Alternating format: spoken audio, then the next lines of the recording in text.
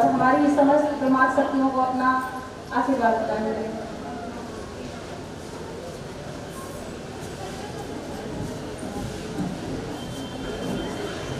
दीक्षा समाज सेवा संस्थान प्रतापगढ़, संस्कृत मंत्रालय, भारत सरकार द्वारा प्रायोजित आज देवी मातृशक्ति बंधन के पावन पर्व पर विभिन्न क्षेत्रों में कार्यरत मातृशक्ति की बहनों का सम्मान समारोह आयोजित किया गया है, जिसके लिए मनप्रीत कौर जी को बहुत बहुत बधाई, बहुत बहुत बधाई।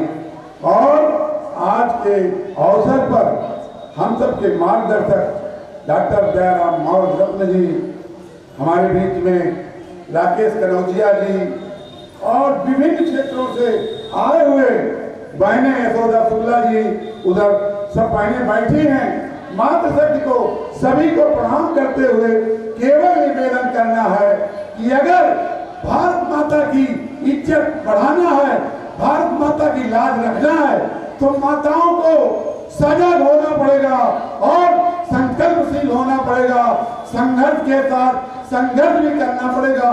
क्योंकि आज के युग में माताओं की मातृशक्ति की इतनी बढ़ गई है आवश्यकता कि बिना उनके कोई कार्य एक दिन का उठाया नहीं जा सकता है। इसलिए माताओं से, बहनों से निवेदन हमारा है कि लगे अपने बच्चों को सुधारें और जो प्रथम पाठशाला कही गई है वो ऐसे नहीं कही गई है कि माता ही प्रथम शिक्षिका होती है, गुरु होती है, तो ऐसे नहीं कहा गया है। उस पर रिसर्च किया गया है, उसके लिए तमाम शोध किए गए, तब उनको जो है ऐसी संज्ञा दी गई है। तो हमारे देश में अभी आरक्षण की बात चल रही थी, बताइए बहनें कितना आरक्षण में जो पास हो रही हैं?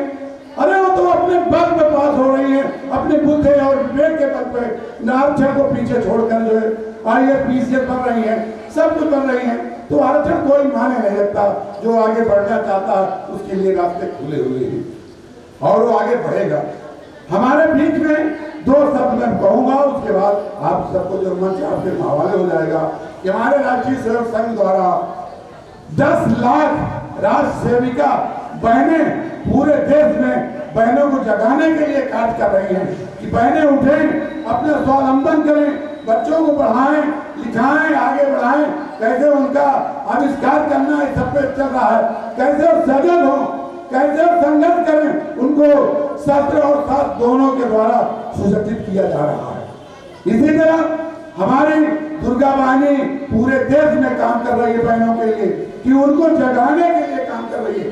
उठो, दुर्गा बन जाओ, तलवार उठा लो, रानी लक्ष्मीबाई बन जाओ, जरूरत पड़े तो अपना सुरक्षा स्वयं करो, किसी के बल पर सुरक्षा नहीं होगी, सामने तो तुम रहोगी, कौन सुरक्षा करने आएगा? वहां न भैया है न बाबू है, कोई नहीं है।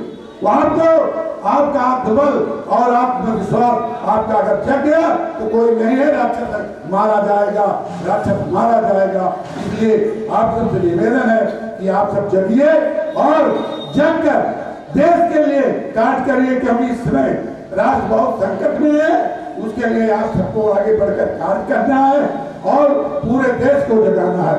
ऐसी परिस्थिति में आपको खुद जागना पड़ेगा और हम खुद जागेंगे, जागकर देश को जगाएंगे और महान राष्ट्र बनाएंगे।